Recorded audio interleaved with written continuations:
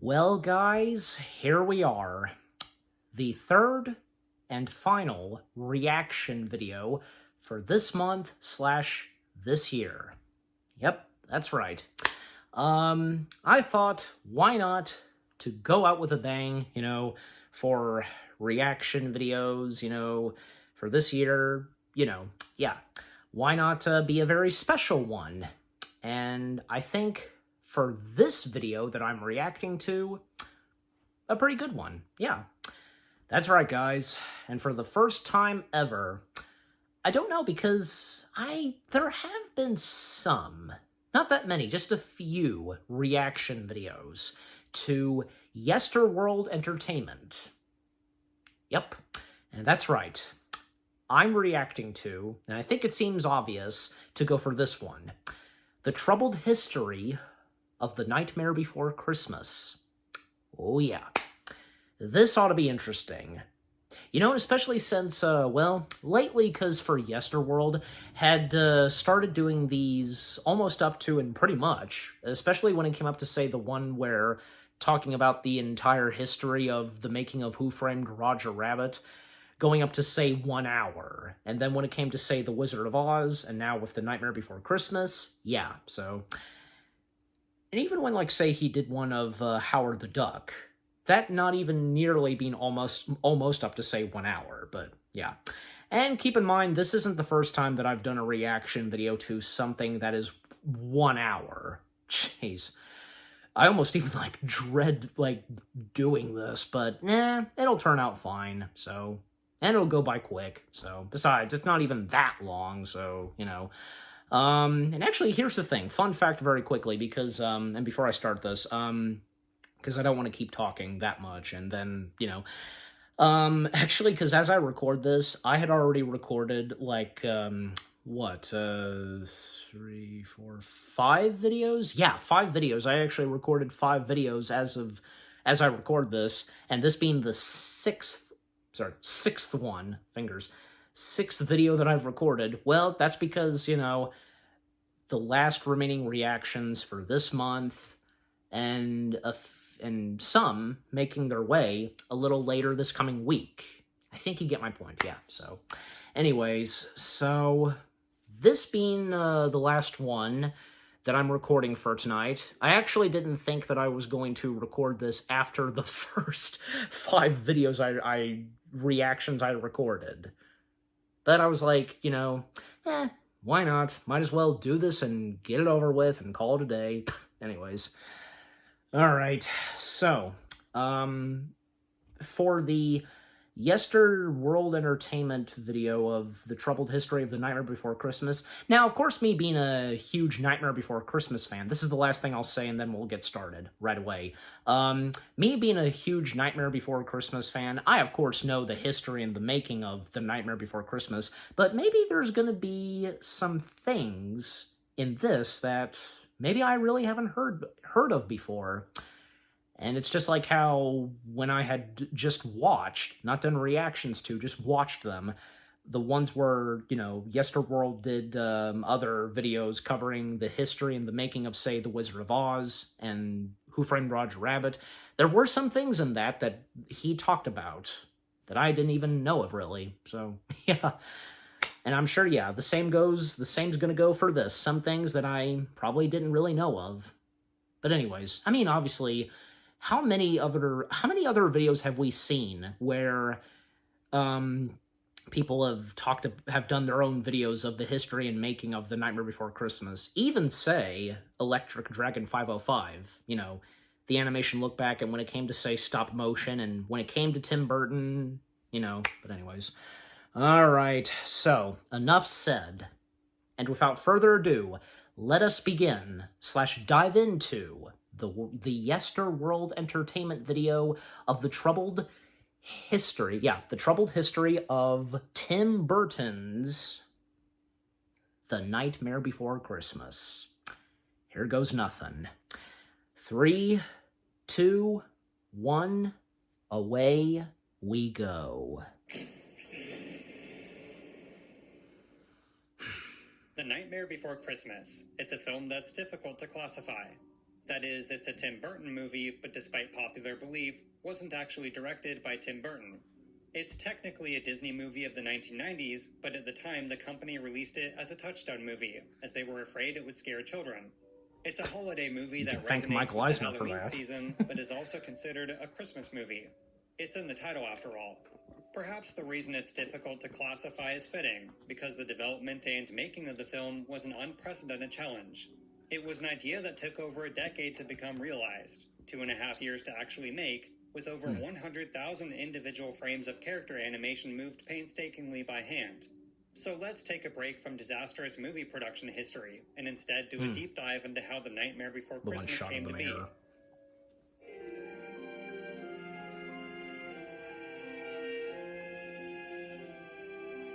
Nice. Here we go.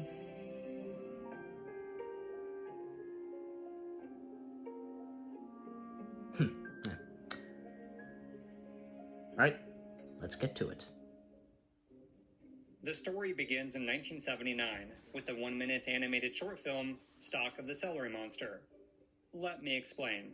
The director of this project was 21-year-old Timothy William Burton, who was studying character animation at the California Institute of the Arts, or CalArts.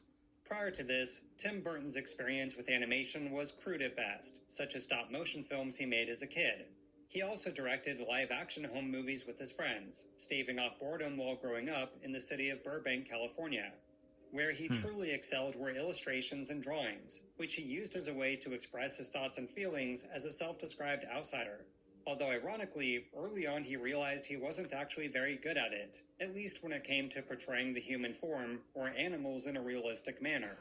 Initially he was harshly criticized for this, and was told by teachers he had to abide by a certain set of rules and techniques to be a proper artist. But sometime around high school he said, in his own words, "F it. I don't care if I can draw or not. I like doing it." Tim Burton's imaginative, even if not technically correct artistry eventually paid off, as when he was 18 he was awarded a scholarship to the aforementioned CalArts. Specifically, it was for a special Disney-funded animation program, which was taught by actual Disney artists and animators. Now, for some context, the intention of this program was to train future animators in what was referred to as the traditional Disney method. This was the Disney company's signature animation style, which encompassed all the techniques and philosophies laid down by Walt Disney himself. After Walt's passing in 1966, the Disney method was kept alive by his original team of animators, otherwise known as the Nine Old Men. However, in the 70s, these Disney legends began to retire and pass away, so outside of a handful of those who were taught this method, it was at risk of becoming a dying art form. So the CalArts animation program was founded in 1975 as a way to pass down this artistic style to a new generation, who were then given a chance to come work for Disney. But getting back to Stalk of the Celery Monster, this was conceived after 3 years of attending the school, and was to be his last attempt at animation while he was there. The reason had to do with him losing his scholarship due to an administrative error, which forced him to rely on student loans. Unfortunately, CalArts was a very expensive school to attend, and with all the loans piling up, he was contemplating dropping out. So as part of his end-of-the-year showpiece, he produced a bizarre animated short film about a mad scientist who was actually a dentist. Now are we ready to begin?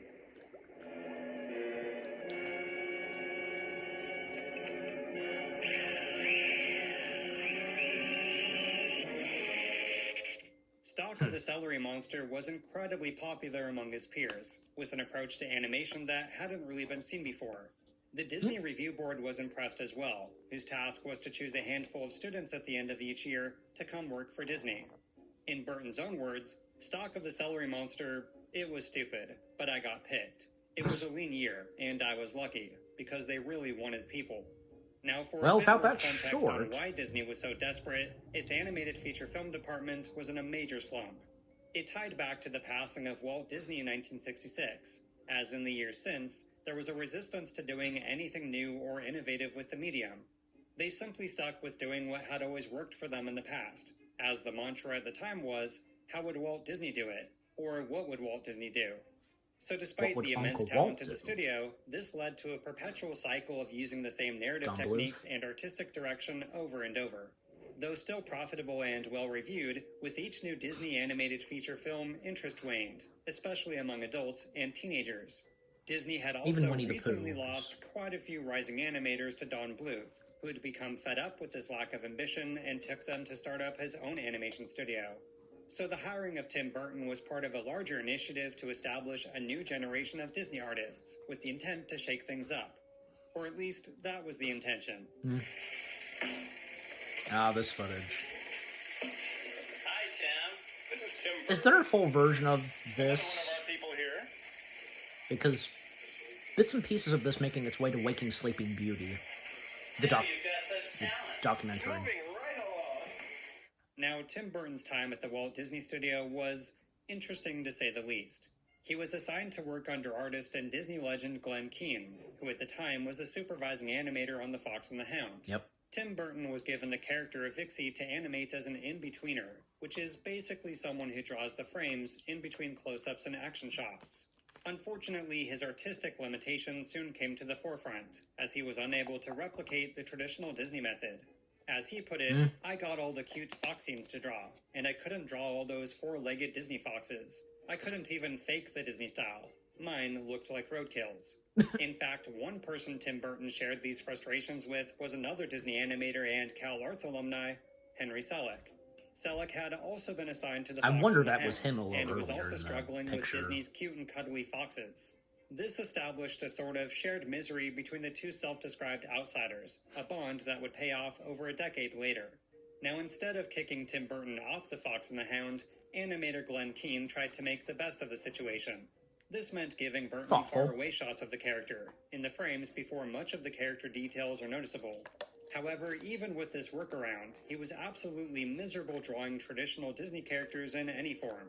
In fact, by his own admission, which was backed up by those around him, this led to Burton suffering a bit of a nervous breakdown. Yeah. One such example was him routinely locking himself in closets for hours at a time, refusing to come out, or hiding from others under his desk. He also taught himself to sleep sitting up with a pencil in his hand, and slept as much as 14 hours a day.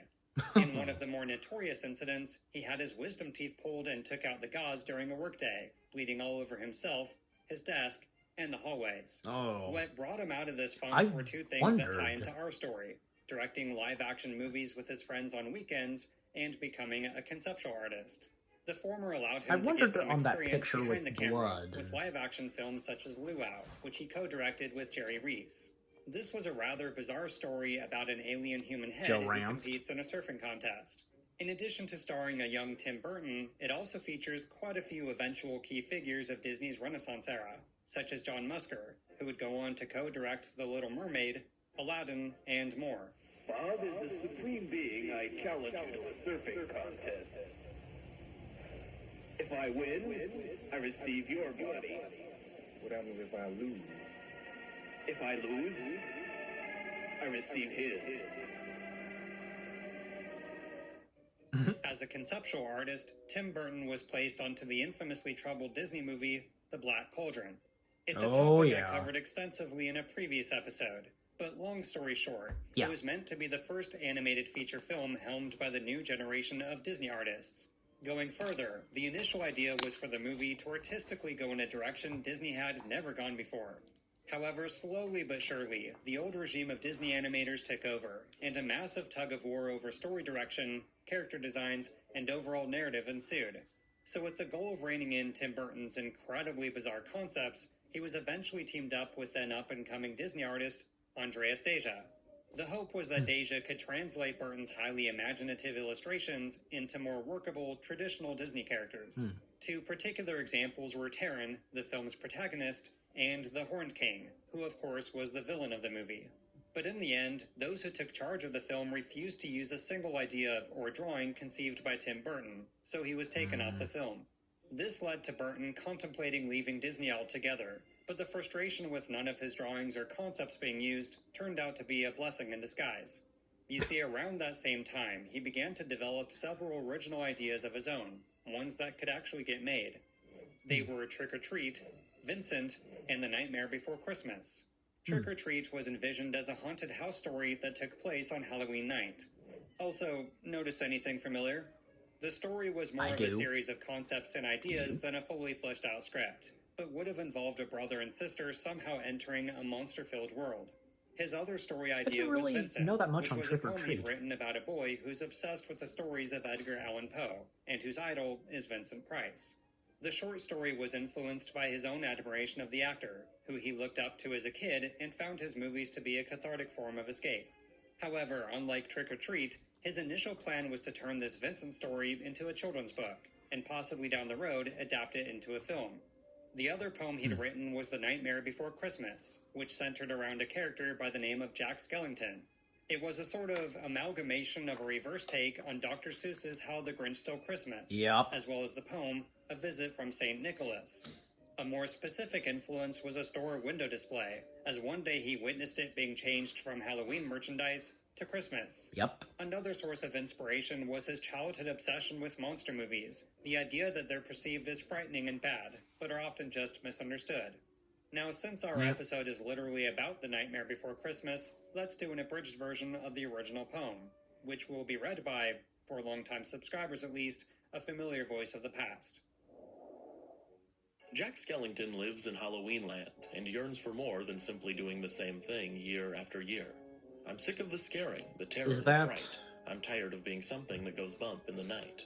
In a state of melancholy, and I've with listened his to the best friend poem, and 'cause Ghost Dog Zero, he wanders beyond if you had the Halloween Land, deep into the DVD, forest. a specific There, he DVD stumbles release of The upon Nightmare 3 Before massive Christmas, doorways carved into the trees, they have a each bonus representing feature a of the different poem holiday. version of Jack enters the Nightmare. one adorned with a Christmas tree. Christopher and Lee tumbles being through the a white narrator. windy flurry with no idea Yep. of what lies ahead. He eventually If you know, you lands in know a sheet of what I'm white talking fluffy about. snow in a place known as Christmastown, where his I think emptiness even, yeah, and it's also despair on instantly YouTube. vanish, replaced by a new that feeling. specific Joy. version of the poem He takes being whatever he read can back to by Halloween Christopher Land Lee. as proof of this magical place, and shows them to the residents who express both excitement and fear. After this Christmas showcase, Jack toils for days on end, infatuated with the special feeling he discovered in Christmastown. Why is it they get to spread laughter and cheer, while we stalk the graveyard, spreading panic and fear? Well, I could be Santa, and I could spread cheer. Why does he get to do it year after year? So, over in Christmastown, Santa Claus is suddenly captured by 3 strange creatures in disguises, yelling trick or treat as they shove old St. Nick into a sack. Back in Halloween Town, or Halloween Land per the original poem, Santa is delivered to Jack with the whole town in attendance. My dear Mr. Claus, I think it's a crime that you've got to be Santa all Santa's of the time. face. But now I will give presents, and I will spread cheer. We're changing places. I'm Santa this year. So, Jack and all the residents of Halloween Land built what they considered to be toys, but were in reality a collection of macabre, spooky artifacts. A coffin sleigh was then assembled, and with light provided by his ghost dog Zero, Jack began making his way to Christmastown. There, he giddily delivers all of his frightful and grisly presents, which of course immediately wreak havoc on the unsuspecting residents. Jack, The far too man-eating filled with the wreath. Christmas spirit, fails to notice the screams of terror, and even when bullets and missiles are fired at him, Jack mistakes them as fireworks. Suddenly, Jack and his sleigh are hit, and as he plummets to the ground, he yells, "Merry Christmas to all, and to all a good night." Good night. Jack pulls himself onto a large stone cross, and with Zero by his side, he wallows in self-pity for his failure, that he failed at being Santa. Just then, Santa Claus appears, though it's not revealed how he was able to escape. "My dear Jack," said Santa, Yeah, no Oogie "I applaud your Boogie. intent. I know wreaking such havoc was not what you meant, and so you are sad and feeling quite blue, but taking over Christmas was the wrong thing to do." Santa forgives Jack and tells him Halloween Land is where he belongs, and old Saint Nick sets out into the And night good that to fix Santa Christmas. knew and The understood poem ends Jack. rather bittersweet with, "Back home, Jack was sad, but then, like a dream, Santa brought Christmas to the land of Halloween." The end. Now, for quite some time, Tim Burton's Nightmare Before Christmas poem would remain just that, a poem. This is because Tim Burton had a habit of developing projects sporadically, more so based off his random sketches than fully fleshed out concepts. So as The Nightmare Before Christmas lay in wait, he focused on the aforementioned Trick or Treat. Tim and I have been working on developing some live action as well as animation projects at Disney. We've developed this guy for a Halloween-oriented project, which Tim designed the characters for and conceptualized. The process continues that way. I'll do a drawing, something like this, and then Rick will do a sculpture, and then from there it would be built into a live set. The plan was for Trick or Treat to be Disney's first ever stop-motion animated feature, but why Tim Burton was even given a chance to develop it requires some backtracking. You see, growing up on monster movies such as King Kong, stop-motion always held a special place in his heart. He also had a high regard for Ray Harryhausen's stop-motion work, especially on movies such as Jason and the Argonauts, as well as The Seventh Voyage of Sinbad. So did Henry The Selick. Rankin Bass claymation TV specials were another influence, and he thought Trick or Treat could be a reflection of these, albeit Halloween instead of Christmas. For him, Well, the technically, allure of Rankin Bass stop-motion did was something the beauty and Halloweenish. challenge of giving life to Mad something Monster three-dimensional, Party, if an anybody knows object with that. real attributes that would otherwise be lifeless. But just as Tim Burton began to flesh out Trick or Treat, he was approached with an unexpected offer. It turns out a short time after his departure from the Black Cauldron, Tim Burton's drawings caught the attention of Disney's head of creative development, Tom Wilhite. Wilhite agreed with the others that Burton's artwork wasn't very Disney, but he was drawn to his distinctive illustrations and out-of-the-box story ideas. So he approached Tim Burton with an offer, where he would secure $60,000 to produce one of his ideas into a Are they on stop-motion Walt animated film. However, think Trick or so. Treat was deemed to be too ambitious, both as the company's first venture into stop-motion and as Burton's directorial debut. Instead, Tom Wilhite suggested he make his other short story first, Vincent. Though originally envisioned as just a children's book, the idea was to adapt Vincent as a sort of experiment in preparation for the much more complex Trick or Treat. For Vincent's stop-motion figures, Tim Burton enlisted Disney artist Rick Heinrichs, another CalArts alumni, who would sculpt all of the maquettes. He would also serve as a producer and set designer, paving the way for their future collaboration on the eventual Nightmare Before Christmas. With the Hollywood connections of Tom Wilhite, Burton was also able to enlist his childhood hero as the film's narrator, Vincent Price himself. Vincent Malloy is 7 years old. He's always polite and does what he's told. For a boy his age, he's considerate and nice. But he wants to be just like Vincent Price. Tim Burton's Vincent And the was a bit of an cactus. oddity upon release, or rather when it wasn't released. You see, That Disney was face. very pleased with the end result, attaching it to the teen drama Tex in a Los Angeles theater. They even submitted the short to a handful of film festivals, where it won Does two anybody awards in even Chicago know and one in Tex France. anymore? Beyond that, Disney didn't really know what to do with it, as it was far too dark to attach to any Disney animated films. So almost as soon as it was Especially finished, since it we was got shoved Vincent right into Price, the Disney vault, like- where it would stay for a very, very long time. Although, interestingly, the film did feature a number of early prototypes for Nightmare Before Christmas characters. Now, for one reason or another, development also stopped for Trick or Treat, possibly due to Disney not knowing what to do with that one either. Instead, it was after Vincent in 1982 that Burton began to further develop The Nightmare Before Christmas. Rick Heinrichs produced the very first maquettes of the characters, which would see surprisingly few alterations from this initial sculpting. Burton, on the other hand, fleshed out additional characters and illustrated rough storyboards based off sequences of his original poem. Much like Vincent and Trick or Treat, The Nightmare Before Christmas was envisioned as a stop-motion animated film, possibly a TV special.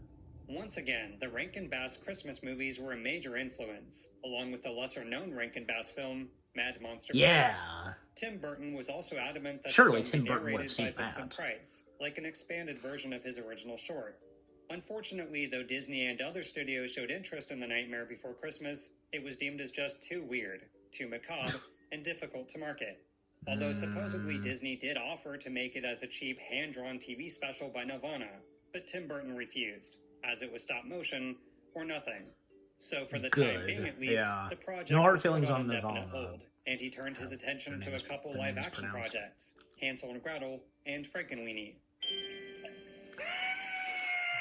Yep, Hansel and Gretel.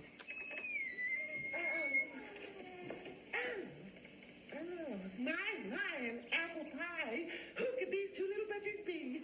Have they come to stay with me? Hello, hello, hello. Oh, come in, dearies, come in. We don't want you standing outside in the cold doorstep now, do we? Hansel and Gretel was basically a Japanese-inspired iteration of the Grimm's fairy tale, in the form of a TV movie for the Disney Channel. This one came and went without much fanfare, as the movie only aired once on Halloween at 10:30 p.m., and was never made available in home video. Hansel and Gretel was neither a success or a failure, as it was simply a program for a cable TV network in desperate need of original content. Frankenweenie, on the other hand, would prove much more noteworthy, as it set in motion Tim Burton's skyrocketing career, his departure from Disney, and ultimately, The Nightmare Before Christmas. Yep. This was a modernized retelling of James Whale's Frankenstein, about a young Victor Frankenstein. In this version, his dog Sparky is hit by a car, and as you can probably guess, is killed on impact. But Victor learns about a way to possibly revive Sparky, and is able to bring him back to life in a very Frankensteinian way. Victor tries to keep Sparky hidden, but the dog eventually breaks out and causes panic and fear among his neighbors, who believe him to be a monster. The film culminates with the town residents driving out Sparky to a castle-like miniature golf course, where Victor and his dog try to hide out. The castle is accidentally set on fire, and as it begins to be engulfed in flames, Sparky sacrifices himself to save Victor. How could you get that wrong? When the town residents realize they misjudged the situation, they unite to give him life once again. Now, it's important to stress that Frankenweenie was made with the intention to be shown in theaters, alongside the 1984 re-release of Disney's Pinocchio. The movie was produced by another Tim Burton fan within the Disney company named Julie Hickson, who was able to acquire a budget of $1 million. It was also the first time Tim Burton worked with professional actors, as the movie starred Daniel Stern, Shelley Duvall, and Barrett Oliver. Unfortunately, when the film was submitted to the MPAA, it was given a PG rating, which meant that Disney was unable to attach it to the G-rated Pinocchio. Nice. Tim Burton inquired as to whether it was any particular scene or shot that led to the decision, or if he could remove anything to obtain a G rating. But the MPAA simply replied that there was not. It was the tone of the movie. Because, you know, nothing in Pinocchio is scarring to children or terrifying at all. Yeah. Unlike his movie Vincent, which at least had a limited release, Disney deemed Frankenweenie as unreleasable, period. This lack of any distribution at all was the final straw for both Disney and Tim Burton. From Disney's perspective, most executives saw the now $1.5 million towards Tim Burton projects as a waste on unprofitable films. Tim Burton was also at the end of his wits, with Vincent now locked away in the Disney vault, Hansel and Gretel aired a single time on TV, and Frankenweenie shelved. So Tim Burton and Disney parted ways, and with it, the chances for The Nightmare Before Christmas ever being realized. At least, this would have been the case, if not for Pee Wee Herman. Yep. Rest in peace, Paul. Without Paul Rubens, Tim Burton would not be where he would be. You see, in the early 1980s, the character known as Pee Wee Herman, aka Paul Rubens, was on his way to becoming a household name. This largely stemmed from his massively popular Pee Wee Herman stage show, which led to a successful HBO special and a handful of appearances on The David Letterman Show. Yep. To capitalize on the character's newfound fame, Paul Rubens was hired by Warner Brothers to write and star in a feature-length Pee Wee Herman movie. But he also had to find someone to direct his movie, somebody with a flair for eccentric visuals, who could also relate to Rubens' unconventional sense of humor. Now, just how Paul Rubens discovered Tim Burton is a pretty long-winded story, but the short version has to do with actress Shelley Duvall. You see, Paul Rubens went to a party one day and got into a conversation with actress Meredith Burrell. He told her of his dilemma, and the actress mentioned that she had recently appeared in an episode of Shelley Duvall's Fairy Tale Theater. Evidently, Shelley Duvall was raving about a director she had just worked with, on a little film called Frankenweenie. Since Paul Rubens himself had appeared in Fairy Tale Theater earlier that year, he knew Shelley Duvall well enough to give her a call. Shelley Duvall told him Tim Burton would be a fantastic director for his Pee Wee Herman film, so a screening was arranged of Frankenweenie. Within 30 seconds, Paul Rubens knew who he wanted as his director, so the film was also screened for Warner Brothers. As fate would have it, an acquaintance of Burton named Bonnie Lee just so happened to be an executive at Warner Brothers, and vouched for him as a filmmaker. That was all it took, and Tim Burton was officially signed on as the director of Pee Wee Herman's first feature-length film. The movie was given a budget of $7 million, and as tempting as it is to dive even further into the movie's making, it's not relevant to our story here. One exception, however, was who they chose as the film's composer, Danny Elfman.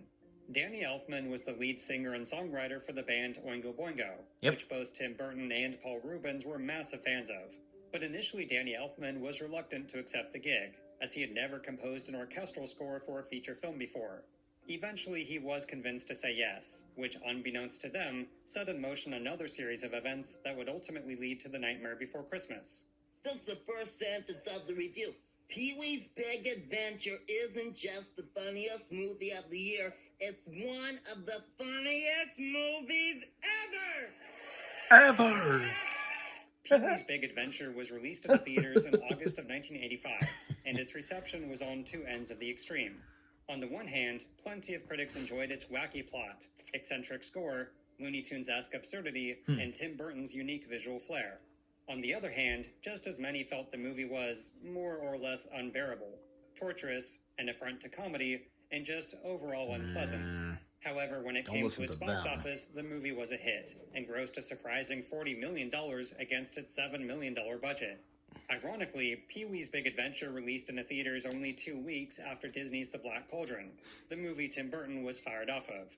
The Black Cauldron debuted at number 4 at the box office, and was out of the top 10 within 2 weeks. Pee-wee's Big Adventure, on the other hand, rose to number 3 at the box office, where it stayed for 6 weeks, and was within the top 10 for 2.5 months. After Tim Burton's feature film debut, he was sent a number of scripts from big studios to direct, but they were more or less copycats of Pee-wee. Either that, or they were straight-up stinkers, such as Warner Brothers' talking horse movie, Hot to Trot. So until something else came along, he directed one episode of Alfred Hitchcock Presents, as well as an episode of Shelley Duvall's Fairy Tale Theater, possibly as a thank you for recommending him for his feature film debut. Then in 1987, a feature film script finally came along he did have an interest in pursuing. Beetlejuice. Yes. Once again, the production of Beetlejuice isn't really relevant to our story here, although it did allow Tim Burton to revel in the use of stop motion and other bizarre imagery. There's also a quick shot in the film with an homage to his Jack Skellington character, as The Nightmare Before Christmas was still on Tim Burton's mind. When Beetlejuice made its way into theaters in March of 1988, though some critics complained it was style over substance, it was another surprising box office hit. With the similar success of Pee-wee's Big Adventure, it officially gave Tim Burton the status of bankable Hollywood director. It also gave Warner Brothers confidence to hire him as the director of a little movie called Batman, which was much more alluring than Hot to Trot. Holy Hollywood premiere. It's the LA opening of Batman the movie. Maybe the almost full moon Monday night made the thousands of fans waiting outside the Westwood Theater. Batman being another film that would really, once again, make Tim Burton go just big. to see the Bat stars come out. If there was any doubt about Tim Burton's talent as a visionary director, Batman extinguished it. Although some criticized the movie for its weak narrative, it was the highest-grossing film of 1989 in the U.S., and at that point, good Batman the film. 5th highest-grossing film of all time. It also brought even more attention to the talents of composer Danny Elfman, whose Batman theme became an instant hit. The movie was such a massive success that Warner Brothers practically begged Tim Burton to do a sequel, to which he said no. He was simply not interested in just doing more of the same thing, and was also dissatisfied with the scripts he was given thus far. He'd also been unhappy with the lack of creative control on the first entry, believing studio mandates and interference led to a movie that was, in his words, mainly boring. So instead of a Batman sequel, Tim Burton decided to have another go at his Nightmare Before Christmas project. However, this time, he had a sneaking suspicion that his original poem, the concept and all of the characters, legally belonged to someone else. The Mouse. This was due to a contract he remembered signing way back in the 70s, whereby anything he came up with at Disney was the property of Disney. So Tim Burton had his agent quietly begin to see if the Mouse did in fact own The Nightmare Before Christmas. In the meantime, Burton decided to direct Edward Scissorhands, a much more personal and smaller scale movie than his most recent projects. The film was based on a drawing he'd done as a child, a man with scissors in place of hands, a character who wants to touch and communicate, but can't.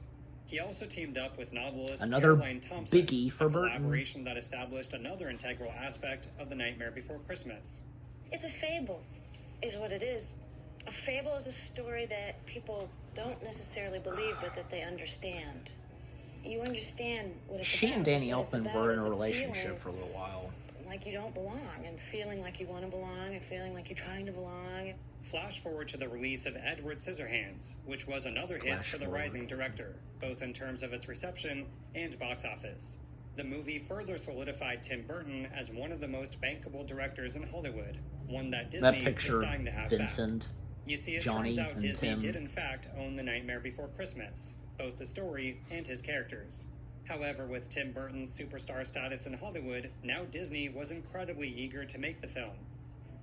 For context, 1990 Disney was a very new Disney, which was the result of a drastic change in leadership, with Michael Eisner taking charge as CEO and Frank Wells as president. The change occurred in 1984, which coincidentally was the very same year Tim Burton had left, but is also when the company began to implement a series of initiatives with its new leaders.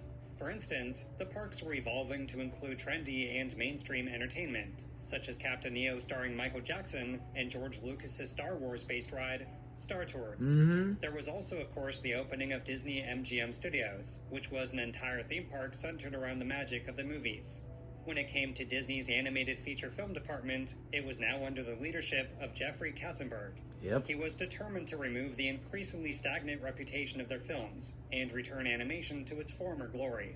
So in 1986, Disney produced the first, let's call them precursors to the Disney Renaissance era, with The Great Mouse Detective and Oliver and Company 2 years later. After that, Pre-Disney came the monumental hits, Renaissance, which officially I began the guess. Disney Renaissance era.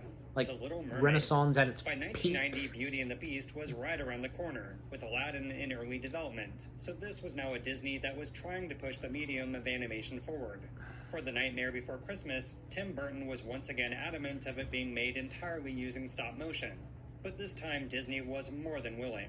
Tim actually is a graduate of California Institute of the Arts, which was a college that was founded by Walt Disney. Tim graduated from that and then went into the Disney animation department. In fact, it's while he was at Disney 10 years ago that he wrote the story and created the story and many of the characters for Nightmare. Sort of a long history, 10 years in the making. Before going further, He's not it's wrong. important to mention that by this point, stop motion was And an when it got incredibly there. niche market, with the rise of CGI slowly but surely taking its place. True, Yeah. quite a large number of films in the 1980s utilized stop motion for visual effects, such as The Empire Strikes Back, Dragon Slayer, RoboCop, and even The Terminator. Most of this was pioneered by Industrial Light and Magic's Phil Tippett, a true visionary when it came to evolving this art form to have as much fluidity as possible. But just Honey, I as The Shrunk the Nightmare Kids Before was another Christmas's one. production was gearing up, another film And made Captain stop-motion EO. effects go virtually extinct overnight. You gotta go on. Jurassic Park. You see, initially the yeah. plan was to showcase wide shots of the moving dinosaurs using Phil Tippett's Go Motion, which was an advanced form of stop motion to include motion blur.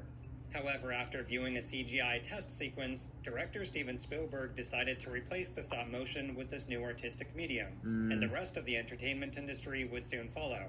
Now, obviously, rest is this applies history. to special effects, but as far as movies and TV specials made entirely using stop motion, by the 1990s, these were also fading away. Gingerbread children. Oh, merciful heavens. Gingerbread children. And then she feasts. She feasts. The witch feasts on gingerbread. No, don't say What's this from specifically? we must find our children.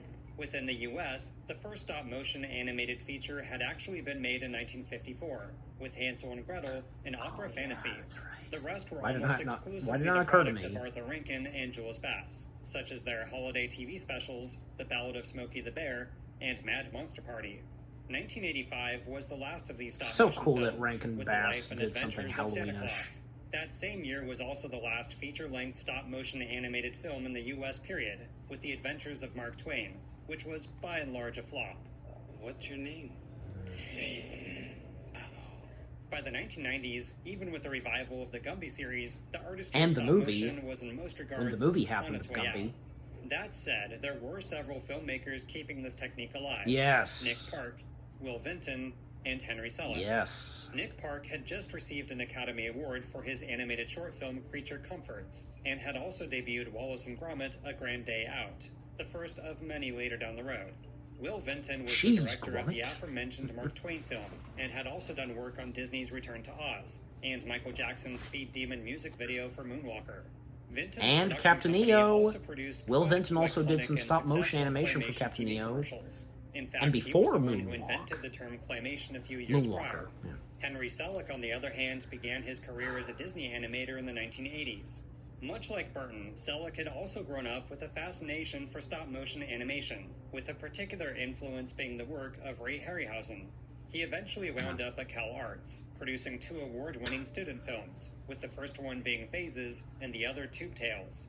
Once he got to Disney, We're up he to was 32. mentored by Eric We Larson, only have 32 who was minutes one of Walt left. Disney's original Not nine-old bad, men. still. He was eventually assigned to work as an animator on The Fox and the Hound, which, if you remember from earlier, is how he became acquaintances with Tim Burton. During his time at Disney, he produced another animated short film called Seepage, which won multiple awards. Due to its success, he left Disney when he was offered to be a sequence director on the stop-motion animated feature film Twice Upon a Time. Yeah. This took him to Northern California, where he was able to find success producing claymation ID bumpers for the new cable television network, MTV.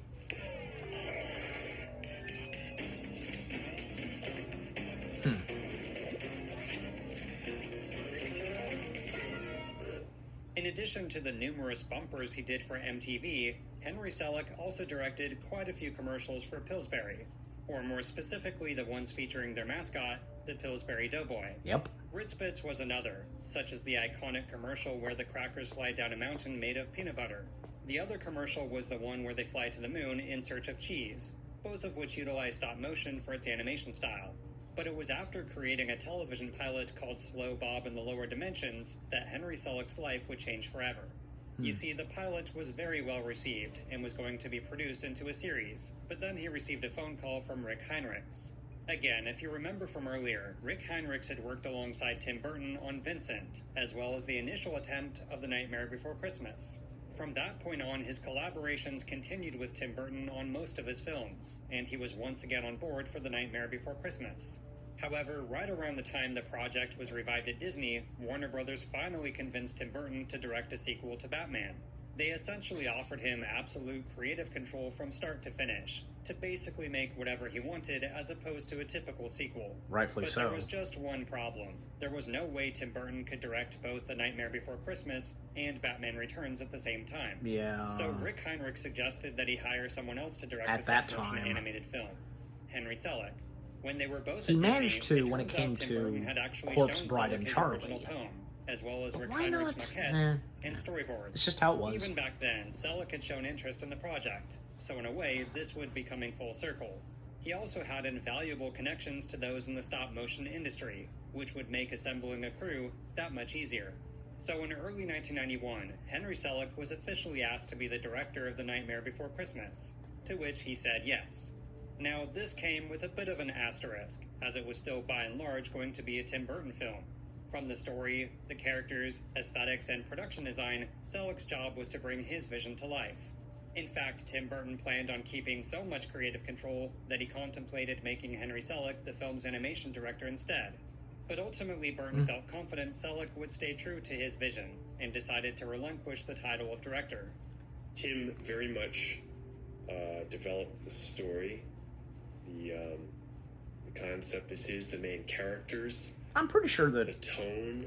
Henry did stay true. For the movie Why would he have script, not? initially Tim Burton hired Beetlejuice screenwriter Michael McDowell. However, according to Burton, this just didn't work out, although Henry Selick was interviewed saying the writer had fallen ill and couldn't pull through. Regardless of the true situation, Tim Burton decided to go about the narrative in a very unconventional way, with composer Danny Elfman. First, the decision was made to make The Nightmare Before Christmas into a musical, harkening back to the Rankin Bass monster musical, Mad Monster Party. However, unlike Mad Monster Party, they wanted all of the music to sound timeless, as if it came from any era in time. They were also determined to avoid having it sound like a Disney musical, or a Broadway musical, or really any traditional musical. So with Tim Burton's Especially at original that poem time. used as the foundation, they crafted songs based on the story beats within, without an actual script.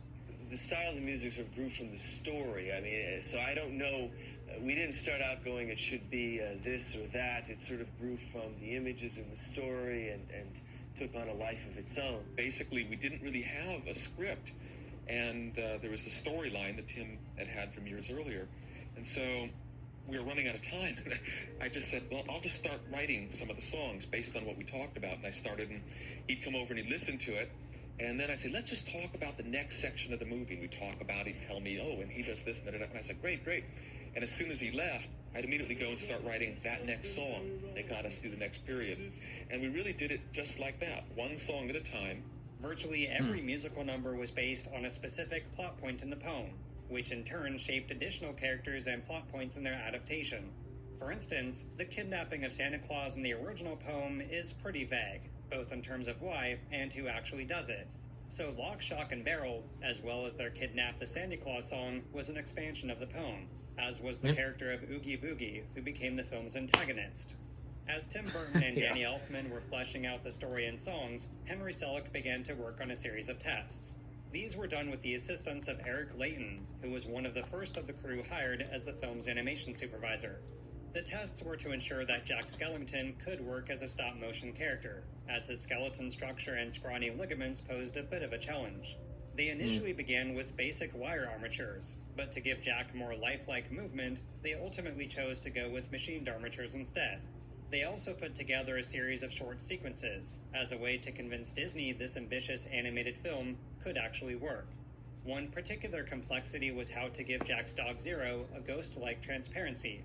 Initially, they thought about simply having the character traditionally hand-drawn, but this was scrapped in favor of keeping him as a stop-motion character. So in order to achieve the desired effect, they filmed all of Zero's shots alongside Jack in a separate black set.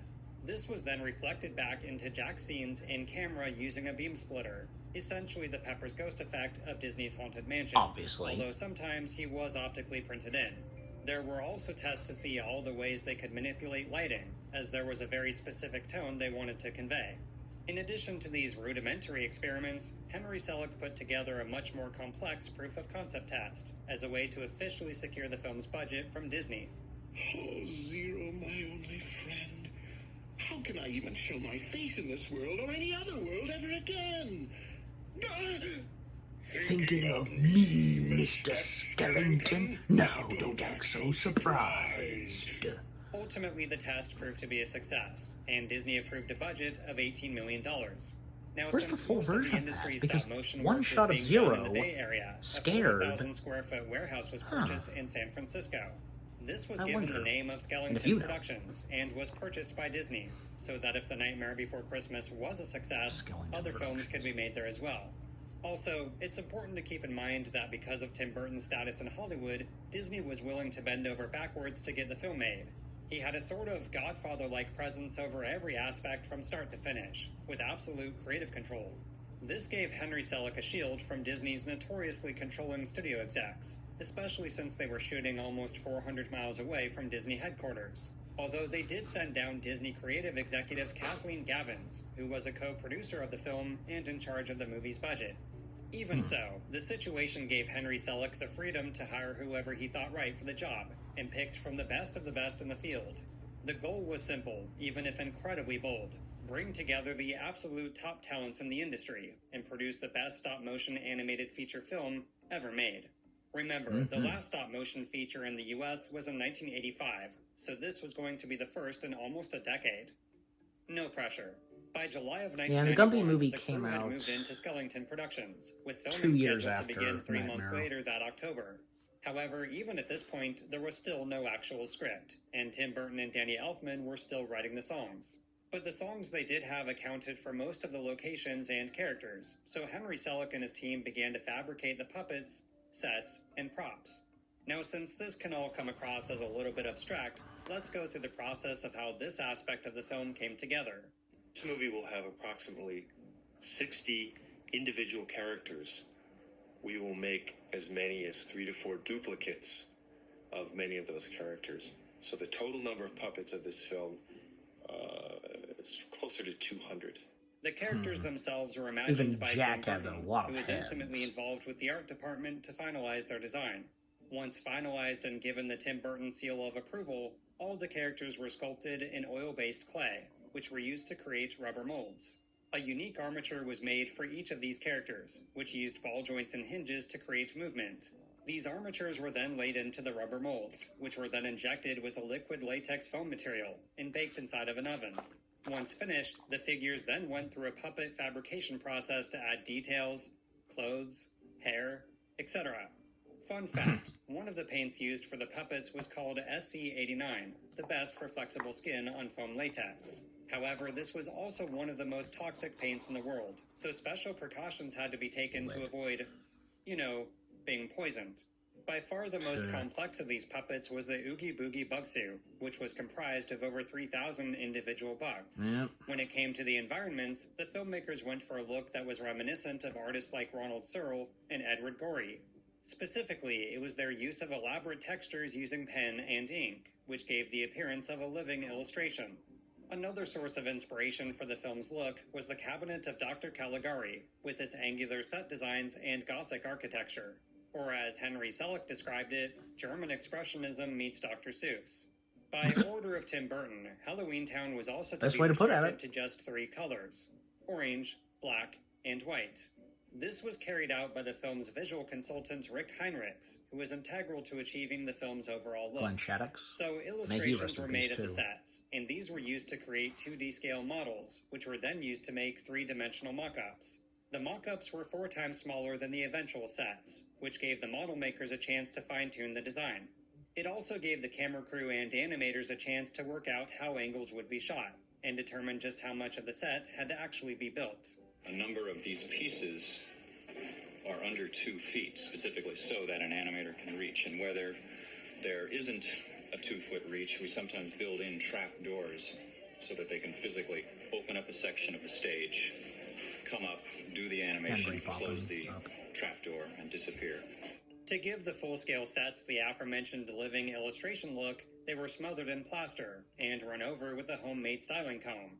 This gave the set pieces a cross-hatching texture, which ultimately became the movie's signature look. Now, before we discuss the actual filming of The Nightmare Before Christmas, we have to jump to the progress of the script. Or lack thereof. You see, even by October 1st, when filming was set to begin, there was still no actual screenplay. They did have the songs and a general outline of the story, but there were no descriptions of scenes, or even the dialogue that took place between the songs. So, in the meantime, Henry Selick decided to animate the songs that were completed, beginning with What's This?, where Jack Skellington sings in Christmastown. This was in case Disney requested to see footage of the first few weeks of filming, which would be of this nice, bright and happy Christmastown, versus the much more grim setting of the rest of the movie. That said, they still needed someone to write an actual script. This is when Caroline Thompson came into the picture, who, if you remember from earlier, had also written Edward Scissorhands. At the time, she was Danny Elfman's girlfriend, as I said living earlier, with her while his house was being renovated. In fact, all the songs for the film were written and composed in Thompson's house, with her hoping the whole time to be asked to write the script. Although it is worth mentioning that when it came to the previous screenwriter, she alleges he had a serious drug problem and, quote, snorted his salary, which is quite a departure from Selick and Burton's account. Either way, Caroline Thompson was eventually brought on board to write the screenplay, and to stitch all the songs together for a cohesive narrative. However, since all the lyrics within the songs covered most of the story beats already, her primary contribution was the character of Sally. At the time, Sally was more of a corpse bride-looking femme fatale, but Thompson inquired about changing her into a little matchstick girl type. She also imagined up everything with Dr. Finkelstein, Sally's relationship with Jack, and her rescue attempt of Santa in Oogie Boogie's lair. Now, because of the nature of animated films, the screenplay would see all kinds of revisions with the storyboarding process, which is where we'll continue. The storyboard is most useful in making the film before we actually spend money making the real film. It's kind of like a comic book version of the movie. Joe Rampt was the movie's story artist and storyboard supervisor, who was yet another CalArts alumni and former Disney animator. He would interpret the script and songs alongside director Henry Selick, which were then translated into fully fleshed out story sequences. These were revised over and over until absolutely set in stone, as unlike live-action films, every shot, angle, and line of dialogue had to be predetermined. The storyboards were then given to the animators. But a good thing they had Joe Rampt on board for it. With the director down to the finest detail. As you can imagine, stop-motion animation is incredibly tedious, where the animator moves a puppet or object one frame at a time, with 24 frames in every second. To put this into perspective, it would take an average of 1 entire week to shoot 1 minute of finished film, and that's assuming everything went according to plan. But The Nightmare Before Christmas took this tediousness to a new level of complexity. You see, up until this point, the camera for practically every other stop-motion animated film was locked down, rarely Yeah. ever moving through the scene. Mhm. For The Nightmare Before Christmas, Henry Selick envisioned the film being shot like any other movie, with a near constantly moving camera. This required a new method of filming altogether, so the movie's cinematographer Pete Kozaczek devised a special camera rig. These computer-controlled cameras were given a start and end position, and each position of each frame was recorded. The process took about 3 days to configure, rehearse, and program for a single shot, which would result in a smooth camera movement frame by frame. To make things even more complicated, each scene had upwards of 20 to 30 different lights, as again, it was filmed like a live-action movie. Unfortunately, if even one of those bulbs went out unnoticed during a sequence, or there was some other malfunction, they had to start over. In 6 days, something might happen, like a light might get jarred, and when you're playing it back at speed, you're going to notice that, and that sometimes is a shot killer. It's not like a cell animated film where if you have a little problem with a frame, you can go back and erase that line, redraw it, and then rephotograph it. Yep. If you have a problem with a frame, you have to rephotograph the entire thing. You know, while you're in the middle of a 400 frame Imagine shot how that's painful taken that would 10 be. days to shoot, you know, it's the 9th day and something goes wrong. You know, that'll drive you a little nuts. Yeah, Because would of it not? technology limitations, Especially the only tool stop they had at motion. their disposal to Oh, boy. possibly avoid these mistakes was an analog frame grabber. This device allowed animators and camera operators to view the previous 2 frames that were shot, as well as the one they were setting up. But that's it. Just to reemphasize, it took 1 entire week to shoot 1 minute of finished film, so even a simple blunder could lead to several days or even a week's worth of work to be scrapped. Also, some scenes took longer than others to film, such as the poor Jack sequence in the graveyard, which due to its complex moving camera took 6 months to animate. Suffice it to say, Man. with as many as 20 separate stages going on at once, with up to 19 animators working at once, and 8 camera crews, there was a lot of room for error. Eventually, a Disney technician devised a voltage monitor, which rang an alarm if a bulb went out. But if a bulb did have to be replaced, a new problem arose as the light would be brighter than the one that burnt out, which had to be carefully adjusted. The puppets themselves were also prone to break and fall apart, so they required a puppet hospital for quick fixes or paint touch-ups. Animated Puppet facial hospital. expressions were another level of tediousness, especially for the character of Jack. Altogether, he had 400 individual heads with virtually every expression possible. Yep. With all the duplicates, this was closer to 800. On the other hand, Sally's facial expressions were a series of replaceable masks, with the other characters' mouths physically moved by the animator. Now it's important to bring up the film's budget of $18 million, because about 3/4 of the way through shooting, they realized it wasn't going to be nearly enough. So the movie's producer Kathleen Gavins took a rough assembly of the film to Disney, with quite a few key scenes in storyboard format. After the preview, she told Disney which sequences would have to be cut to stay within the original budget, some of which were integral to the story. So Disney forked over an additional $6 million, or 1/3 of the original budget, which brought the movie's final cost to $24 million. They're basically actors, you know, and it's also a technique that could drive you, insane. It truly would drive him insane because he could do more films in the amount of time it takes to do just this one. So it's served him well to be the producer and creator of it and have myself and the team actually make the film, so he gets to come in and out. Possibly one of the most controversial aspects of the film's production history is just how much Tim Burton was actually involved. In the recollection of Burton, it would seem that whenever he wasn't on the set of Batman Returns, he spent his time at Skellington Studios. However, according to director Henry Selick, in the 2 years of production, Tim Burton visited the studio just 5 times, for about 10 days of the 18 months of filming. When he did visit the warehouse, he arrived with what were nicknamed the Burtonettes, a sort of entourage that traveled with him wherever he went. That said, those who interacted with Tim Burton asserted he was always very respectful, kind, and showed appreciation for all the incredibly hard work they were doing. Most of his actual involvement was from a distance, as he was routinely sent dailies and scenes to edit, and had final approval on every aspect of filming. Now, the collaboration between Burton and Selick is said to have been by and large drama-free, but one particular incident did occur, and had to do with the movie's final act. Near the end of filming, Henry Selick made a change to the finale, in which it's revealed that Dr. Finkelstein was inside Oogie Boogie the whole time. Eventually, Tim Burton was made aware of this added twist, and flew over to Skellington Productions to express his discontent. That's when That's a a rather intense WTF twist confrontation ending. occurred, supposedly resulting in Tim Burton kicking a hole in the wall. So as you can imagine, the ending was changed back. As far as the various roles in the movie, Beetlejuice star Catherine O'Hara was cast as the voice of Sally, and the late Ken Page as Oogie Boogie. For the character Rest of in Jack, peace, too. initially Danny Elfman was to provide both the singing voice and his dialogue. Unfortunately, according to director Henry Selick, his performance came across as wooden, and just wasn't working. So as much as it dismayed the composer, in his place they hired Chris Sarandon, who is Yeah. most widely known as Prince Humperdinck in The Princess Bride. Another And casting Fright anecdote Night. has to do with actor Vincent Price, who, as a callback to Tim Burton's Vincent, was originally going to be the narrator.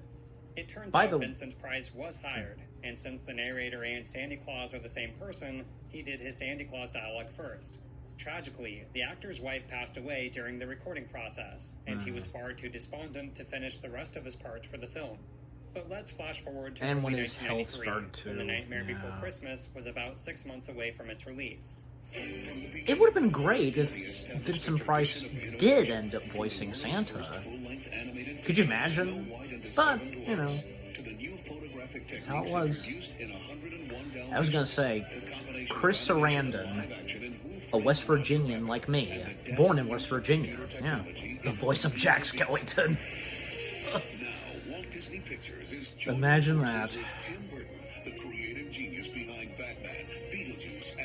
That's kind of an honor, don't you think?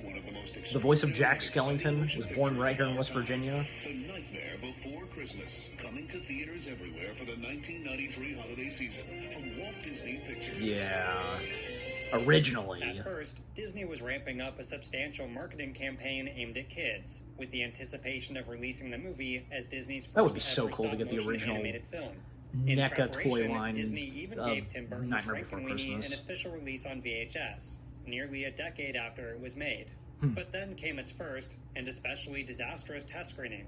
I remember finishing the one kids preview they had, and the kids didn't understand it at all. It was unfinished, and they were expecting Aladdin or something, and they got this, and they were like, and so I hear a producer talking to executives say, well, clearly it's not for kids. And I did the press junket. Almost every interviewer said, so this movie's not for kids. Santa Claus gets tortured, is that correct? I'm going, no. 3 days, they're like, no, you've got it all wrong. That's not how. Because of the negative That's not how it reaction from went. kids, Disney decided to push the film. They towards found it older boring at audiences first. How and dare those drastically scaled kids? back plans for merchandising.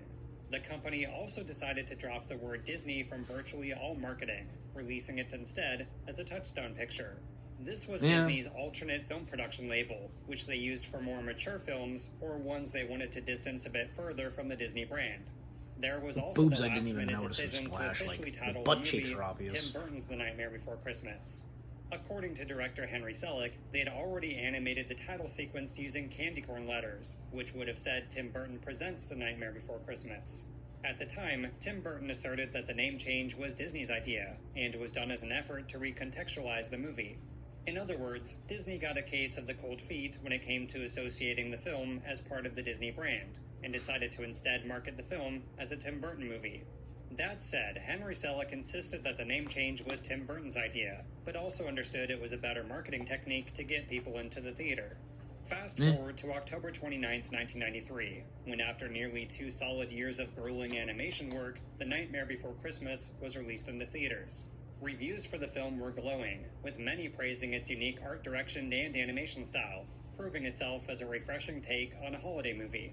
The film even received And an refresh, Oscar I guess, nomination of for Best Visual stop Effects, motion. but ultimately lost in favor of the groundbreaking CGI in Steven Spielberg's Jurassic Park. Now, despite That was some funny assertions, on the T-Rex, movie was like- far from a box office flop. It earned a respectable $50 million against its $24 million budget, so neither 8 a minutes monumental left. success or a financial disappointment. What's curious is that while the film did have a successful home video release in 1994, The Nightmare Before Christmas then went into a bit of a slumber. Of course, the movie did have its fair share of fans, but merchandise and its presence in pop culture was virtually non-existent, and would remain so for a number of years. After its release, Henry Selick turned his attention elsewhere and directed another stop-motion film for Disney, James and the Giant Peach. Yep. Be Mark. For James and the Giant Peach, director Selleck guided an award-winning team of animators, illustrators, set designers, and camera operators on 22 sound stages over a 3-year production schedule, all working to push the artistic limits of stop-motion animation. I actually got my... Unfortunately, despite having a very positive critical reception, the movie wound up losing money, so Disney sold Skellington Productions in 1996. Henry Selick's career suffered another unfortunate setback with Monkey Bone, which, although visually impressive, was a massive box office and critical flop. To it? But the artistry of stop motion was far from dead in the water, as just a few years later, Nick Park's Chicken Run took the animation world by storm. Yep. It proved stop motion was able to draw in big bucks, and also achieved the status of the highest-grossing stop motion animated film of all time. Even Tim Burton took another stab at the medium, and this time as the movie's co-director, with The Corpse Bride. The film would also utilize new methods and techniques to make the puppets even more lifelike, which Burton carried over to his follow-up stop-motion animated film, Frankenweenie. Oh, the irony. Henry Selick's career got back on track with his adaptation of Coraline, which was both a huge hit with critics and a powerhouse at the box office. He was on track to do the same thing with another film for Disney, The Shadow King. That is until Disney canceled it, even after spending a reported $50 million. But that's another story for another time. It is. When it came to The Nightmare Before Christmas, approaching the 2000s, slowly but surely, its status of cult classic grew. Some have attributed this to its prominence in Hot Topic stores, as there was a surge of Nightmare Before Christmas merchandise as the company began to expand. In 2001, Disney chose to capitalize on this growing trend with Haunted Mansion Holiday at Disneyland. To call this an overlay is which actually started the year I was born. The entire attraction was transformed, with Nightmare Before Christmas theming in virtually every corner.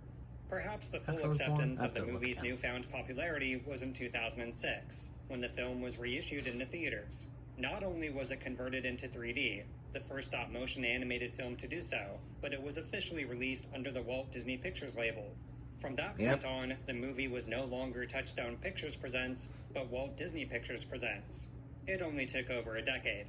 The Nightmare Before Christmas has since become a virtual money-printing merchandising machine for Disney, which is incredibly ironic given the film's history.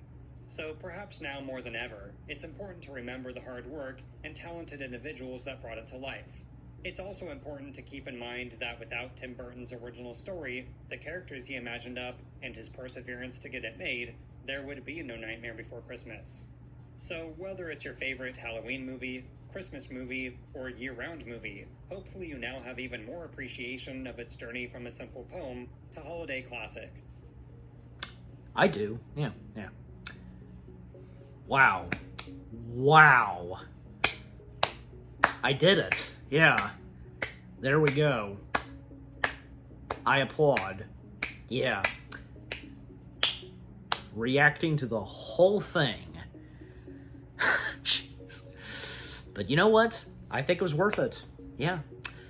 Let the end credits... I'm going to let the credits roll. How many more minutes left? Yeah, 4 minutes. That's okay. Yeah, that's how high the volume will go. Leave it there.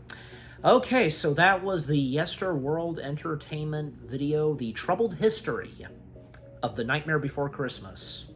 And as the credits roll, and I know I'm still going to talk even when they're finished, yeah. Man, this video itself, well, first off, amazing. Yesterworld never disappoints with the content it delivers, and What's-Him-Face, who, created Yesterworld Entertainment. Yeah, the content that he's made on Yesterworld, especially as of now, he had started, and as I said earlier, where starting to do some 1-hour length videos, the history and fun facts of some movies, from Howard the Duck. Well, that one almost being up to 1 hour, but especially when it started with Roger Rabbit, then Wizard of Oz, and then this. Yeah, nice. And I think I'm right. Yeah, I was right, because when I said at the start of this reaction video that maybe there would be some things that I didn't know about, because, again, me being a Nightmare Before Christmas fanatic, I, of course, would know about the history and the making of Nightmare which I do, but there were a few things, and you saw my reaction, there were a few things that I actually didn't know about, but it's thanks to Yesterworld. The more I know and the more you know. Yeah, so, and as the credits roll, like, yep, all rights, clips from the respectful owners. Yeah, come on, YouTube, just come on, you know. Come on, surely you would understand these kind of video makings, you know. Anyways, but, yeah. Also, yeah, because, you know, Tim Burton, because, yeah, the troubled history he had with Disney at first. But, you know, because it's thanks to that one short film he made at Cal Arts, and then when it came to, most notably, Frankenweenie, well, and then Paul Rubens, look where he would go to next. Yeah. Yeah, and again, because I was familiar and knew, like, say, on there being a poem of The Nightmare Before Christmas, and like I said, if any of you, like me, having a DVD copy of Nightmare, where, you know, in the bonus features, there's a poem, you know, we have the poem version, and it's read by the late legendary Sir Christopher Lee. Yeah, pretty good. And, yeah, and all the countless merchandise of Nightmare. It's crazy. And, of course, having a handful of them. And like I said, Haunted Mansion Holiday, because that started, and it began the same year I was born, and also, Chris Sarandon, the voice of Jack Skellington, born in West Virginia, being a West Virginian like me, you know, what an honor that is. And, you know, there's one thing that, because I don't think so, no, that Yesterworld did not mention. Because in 2001, Disney at one point was considering doing a sequel to The Nightmare Before Christmas. Now, that is something that even Electric Dragon 505, Animat, in the animation look back of stop motion, and with, you know, one episode being about Tim Burton, that was brought up, yeah. I wonder why Yesterworld didn't even mention that, or maybe he didn't know. Might have, I don't know, but, yeah. But it's true, yeah. Originally, at one point, in 2001, Disney considering doing a sequel to Nightmare, but Burton, rightfully so, convinced them not to do it. You know, there was even at one point, and maybe you guys know this too, and that's it, yeah. Again, applause. Big round of applause for that. I did it. Reacting to the whole thing, even letting the credits play. Again, it was worth it. I think this whole reaction was worth it because of this, you know, from start to finish with this video. Yeah. But as I was saying, Burton, rightfully so, convincing them not to do it. But then later on, and yeah, I heard about this, and I'm sure you did too. I know I probably did, like, I think just one video about this, giving my thoughts on this, where apparently it seemed like maybe even Henry Selick had talked about this a couple of times, where possibly there would be, say, something maybe on Disney Plus, like a mini series or something. I don't know. Maybe you knew about this too. But there have been other Nightmare Before Christmas materials just on paper, books, like even like Melting Man 234, who he too, like me, being a Nightmare Before Christmas fanatic, heck, Melting Man 234 himself joined me reviewing The Nightmare Before Christmas, if you want to go check that out. Yeah, that was really cool. Because some forgotten media episodes that he had done, not just like, say, some certain Nightmare Before Christmas merchandise items, like there was a specific video game that he covered. It was Nightmare Before Christmas. I can't remember, but, you know, I'm sure you know what I'm talking about. And if any of you know and follow Melting Man, and most notably watch his forgotten media content, yeah, there was that, and there was also, I think this, like, comic book? Yeah, comic book that had to do something with Zero, the ghost dog. Yeah, there was that. But also, there was also a sequel, but on a book, which being something to do with Sally, being referred to as the Pumpkin Queen. Yeah. But then, of course, well, Tim Burton came out and stated, and I'm sure you heard of this too, again, if you know all that I'm talking about right now, and just, yeah, Tim Burton at one point stated that he would not let there be any sequel, a movie sequel to Nightmare, and you know what? As much as I don't know, because, like, I wouldn't mind, and if it would be done the right way, yeah, I won't deny it. It's probably for the best. Pretty much is. Because, you know, Nightmare Before Christmas, it started off being under Touchstone. A lot of, pretty much almost every Touchstone, almost every movie from Disney under Touchstone, well, none of them had a sequel. That's the thing. Like, look at, you know, from Splash. Well, no, there's the exception of 3 Men and a Baby. There was a sequel, but just that. But most of the films from Disney under Touchstone, they never had a sequel. Again, from Dick Tracy, Splash, Who Framed Roger Rabbit especially, yeah. And yeah, there had been talks, and I'm pretty sure, yeah, because in Yesterworld's video of Roger Rabbit, the history and the making of Who Framed Roger Rabbit, I think it was mentioned, I have to go back and look, where there were attempts to try to do a sequel to Roger Rabbit, but even as of now, not coming to be, and maybe that too being for the best. Yeah. Films like, say, Roger Rabbit and Nightmare being a one-time fluke, and it's best that they just be one thing, you know, just, yeah, you know the term. But yeah, I guess, you know, for there being some books that try to, you know, they act being follow-ups or continuations of Nightmare, I'm pretty sure as though, yeah, they turned out pretty good. Not to mention, there have been, yeah, 2 video games.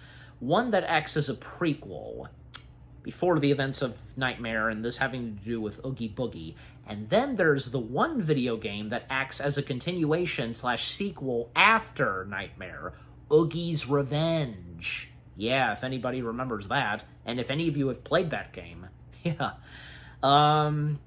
And also, let's not forget to mention that, well, most of the voice cast members of Nightmare Before Christmas, they would at times come back and reprise their voice roles. Well, mainly just Chris Sarandon and the late Ken Page. Ken Page. He did continue on, you know, like, for him, continuing on voicing Oogie Boogie whenever needed. You know, especially when it came to, say, Oogie Boogie Bash. Yeah. And as for Chris Sarandon, yeah, whenever needed to voice Jack Skellington, mainly for, say, the video games, like, yeah, Oogie's Revenge, of course, Kingdom Hearts, and, of course, Disney Infinity. Oh, yeah. The Jack Skellington Infinity figure, oh, I had a blast playing Jack Skellington on Disney Infinity. He was one of my favorites to play. And maybe the same goes for some of you guys. Any of, like, you know, what was your most favorite character to play on Disney Plus? Again, for me, it would be Jack Skellington. I'd say it would be, like, it'd be a tie between, like, say, Jack Skellington, Nick Wilde, yeah, Ahsoka Tano, Darth Vader, the list goes on, you know. It's hard, for me, it's hard to choose a favorite. So, anyways. And also, yeah.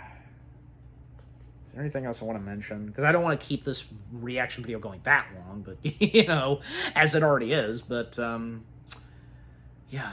And also, there's that thing because, like, the whole controversy on whose movie this is, you know, like, it's Tim Burton's or Henry Selick. Even my friend Tiki, shout out to Tiki from So You Want to Be an Imagineer, we had that talk too. I don't know, I mean, look, overall it is Tim Burton's baby. There's no denying it. I mean, you know, but that, you know, of course, I give Henry Selick credit. I appreciate and respect, you know, Henry Selick, and for him directing this. And as far as I know, because he stayed very true to the visual and style and with how Nightmare Before Christmas is supposed to specifically be coming from Tim Burton. That being his baby and just, yeah. And I don't know, is it me or, like, was there at a certain point a fallout between Selick and Burton? I would hope not, because I'd hope that their friendship didn't go downhill at a certain point. Jeez. If, like, say, not due to creative differences and how each men feel about nightmares. I don't know. Anyways, you know, not to mention, because, you know, speaking more of the Disney parks, because, you know, Jack Skellington and, of course, Sally and Oogie Boogie making their way to the Disney parks. I even met Jack Skellington and Sally twice. Especially, like, well, yeah, most notably around Halloween. One of them, and I think, yeah, I met them twice. The second time was when I actually dressed up as Jack Skellington. That was an amazing experience. Not to mention, this is no joke, because when it was just me and my mom at Disney World, and during Mickey's Not So Scary Halloween Party, and I dressed up as Jack Skellington, well, let me tell you, I had a pretty good costume of Jack. The only problem was, the first time I dressed up as Jack at Mickey's Not So Scary Halloween Party, the makeup, yeah, it actually was not the right tone of makeup, because it was kind of shining and such. It was, but thankfully, when, you know, here at home, West Virginia, we went trick-or-treating. This time, the makeup that was put on me was done right. If only most notably, that goes for my mom. If only she thought of that specific makeup, and yeah. But at the same time, it was still a great time dressing up as Jack Skellington at Mickey's Not So Scary Halloween Party, and getting in line to meet Jack and Sally. That was at the Storybook Circus. I'm sure you know that too. Being one of the meet and greet locations for Jack and Sally. When I was the only one in line. When I was in line, I actually, I came across, well, out of nowhere, I interacted with these 3 older girls. They got a kick out of my Jack costume, and we started to have a pretty good conversation. In fact, one of the things that we talked about was I talked to them about the Hatbox Ghost. They did not know about the Hatbox Ghost, but when I showed them, footage of the Hatbox Ghost, at that point, the Hatbox Ghost already making his way to Disneyland. Yeah. I took a couple of selfies with them. They even joined in, joining in for a picture with me and Jack and Sally. And Jack and Sally, they were complimenting on me as dressing up as Jack, and even my attempt on doing Jack's laugh. I know I probably did fine, but oh my gosh. The cast member performing Jack Skellington, oh my gosh, did he have lungs laughing. Good God. Amazing. Even my mom, when she was waiting for me, because, yeah, while I was in line and she was sitting somewhere, actually, when Jack and Sally came back out, because after a little bit of an intermission, actually, Sally interacted a little bit with my mom. Yeah, so... And what would be if any of you had a fondest memory of meeting Jack and Sally, feel free to let me know. If any of you went to the Disney parks, and if by any chance you got to meet and interact with Jack and Sally, that'd be nice to hear. Is there anything else I want to mention? Because I don't want to keep that going, but you know the running time of this reaction, okay? So yeah. Well, yeah, just the other things that was brought up in the Yesterworld video, yeah, but yeah, it's a shame because, well, at the same time, bad things happened, but in the end, good things came along, but kind of a mixture of both, and what Yesterworld said in this video. And what would come next for Tim Burton, for each Burton and Selleck, you know? Good and bad things would come along to each of them, but still, you know. Yeah, especially for Henry Selick, like the Shadow King. Yeah, and like Yesterworld said, that's another story for another time. Thankfully, even as of now, good things coming to Henry Selick, like Wendell, that one stop-motion film on Netflix, that one, you know what I'm talking about, yeah. That being a comeback for Henry Selick in the director's chair and doing something stop-motion-y, yeah. And for Burton, yeah, well, especially since, especially, with Beetlejuice and such, oh yeah. Not to mention, because Beetlejuice having some stop motion to it, of course. And the sandworm, this is the sandworm we're talking about, and so on. And Frankenweenie, because the stop motion Frankenweenie film is what Yesterworld said, yeah. It's a shame what happened to the Frankenweenie stop motion film, because, not to say that, it wasn't a disaster, but sadly, and best pointed out by Electric Dragon 505, Hotel Transylvania stole the fame and glory, Not that much, sadly, for the Frankenweenie film. But again, not to say that it turned out bad. And I'm pretty sure that, the stop-motion Frankenweenie film, it had gotten some more love and appreciation, especially from the hardcore Tim Burton fans like me, and loving anything stop-motion and anything Tim Burton has done in the world of stop-motion. No doubt about it. Yeah, so... also, because, one other mention, because, when it comes to, say, props, because, I don't know, this just popped in my head, because anybody had seen, say, Prop Culture on Disney+, because one episode entirely on Nightmare Before Christmas, seeing all the surviving props, puppets, whatever, of Nightmare, even, say, Danny Elfman and Henry Selick having some piece of memories from Nightmare. Each of them having some of the Jack Skellington stop-motion puppets as Sandy Claus. Even for Henry Selick, he has Jack Skellington as Santa Jack / Sandy Claus in the freaking sleighing with the skeleton reindeer. That's amazing. Yeah. Boy, that's something. Even for Danny Elfman, he just has the stop-motion puppet figure of Jack as Sandy Claus. But as for What's-Him-Face, the creator and host of Prop Culture, having the stop-motion puppets of regular Jack as, his Pumpkin King getup, and Sally. Yeah, so... Yeah, it's a shame because from... Carolyn, what's her name? One of the writers for Nightmare, and who used to date Danny Elfman. From her, Elfman, of course, Henry Selick, some of the stop-motion animators that worked on Nightmare, and Chris Sarandon, them appearing in this, except for Tim Burton. I guess he was unavailable? I don't know, but anyways. But, yeah, I think I've pretty much said all that I've needed to say. And to end off, to close off this reaction, and now that I've finished reacting to it entirely, yeah. Overall, the Yesterworld Entertainment video of The Troubled History of the Nightmare Before Christmas, excellent. I give this a 10 out of 10. A masterpiece of a video from good old Yesterworld Entertainment. Yesterworld Entertainment, if I've said this before or not, never disappoints with the content that is made and is brought to us from What's-Him-Face, who runs and is the main guy, creator of Yesterworld Entertainment. Wouldn't you agree? Yeah.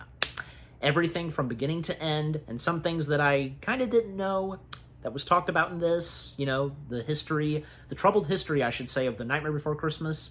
Nice. Now I know, the more you know that meme. So anyways.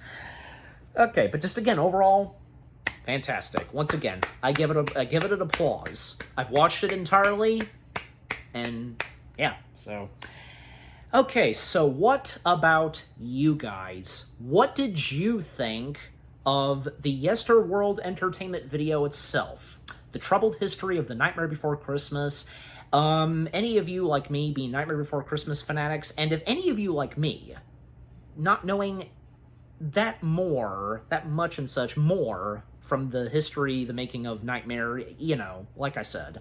What were some of your favorite moments and parts in this video? And how much you know about the history and making of Nightmare, and being a Tim Burton fanatic like I am and such, just, yeah, what more do I have to say? Yeah, just again, overall, what do you think of the Yesterworld Entertainment video itself, and with what I've had to say, my reaction, and yeah, what did you think of my reaction to the Yesterworld Entertainment video itself?